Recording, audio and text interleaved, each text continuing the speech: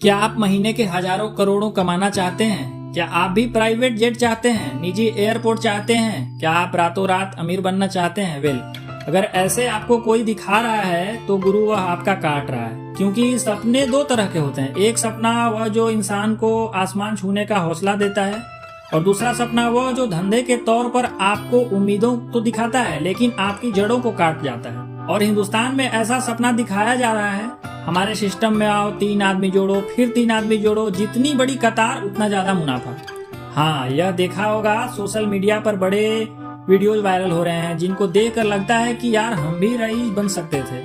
खून में जोश आता है, लेकिन यह धंधा आपको उम्मीद के नाम पर बर्बादी के कगार पर ले जा रहा है। और आज इसलिए कहानी है उस रवि शर्मा की, जिसने सोशल मीडिया पे अपनी लग्जरी लाइफ का तमाशा दिखाकर भारत के युवाओं के मन में यह सपना दे दिया है कि वह भी रातों रात करोड़पति बन सकते हैं। रवि शर्मा कहता है, मेरा तो मंथली टर्नओवर 100 करोड़ से ऊपर रहता है। रवि राजस्थान के जयपुर का रहने वाला है। कोई उसे रवि ओपी शर्मा कहता है। 30-35 साल का शख्स है। कहने को अपने आप को मोटिवेशनल स्पीकर कहता है। आजकल जो कुछ नहीं कर पाता वो अपने आप को मोटिवेशनल स्पीकर कहता है। अपने आप को नेटवर्क मार्केटिंग का प्रोफेशनल और एंटरप्रेन्योर बताता है। हालांकि हकीकत में सोशल मीडिया का सबसे बड़ा झूठा चेहरा है। उसके वीडियोज में क्या क्या बातें नहीं आती, क्या क्या दिखाया नहीं जाता।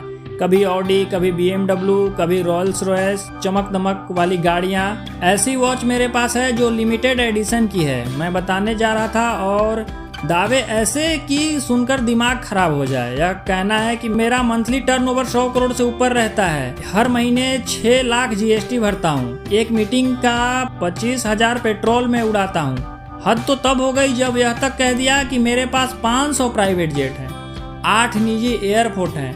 अब 500 जेट मानो जैसे किसी एयरलाइंस का मालिक हो। लेकिन ये सारी बातें सुनकर हिंदुस्तान के छोटे शहरों और गांव के युवा जो हैं वह इन सपनों में फंस जाते हैं। वह गरीब जो लोग 4 पैसा नहीं कमा पा रहे हैं, उन्हें लगता है कि इस व्यक्ति के जैसे हमारी भी किस्मत खुलने वाली है। हालांकि इस व्यक्ति की सच्चाई को जब आप सुनेंगे, समझोगे, तो आपको समझ में आएगा कि भाई साहब कितना बड़ा फ्रॉड इंसान है। 100 करोड़ का टर्नओवर जो इसने कहा, जब इसको फोन करके तमाम चैनलों ने पूछा तो कहा, साहब हमारा थोड़ी ना है, यह तो कंपनियों का है। गाड़ियों के बारे में पूछा तो भैया कितनी सारी गाड़ियां कहाँ से आती हैं, तो कहा हमने नहीं खरीदी है।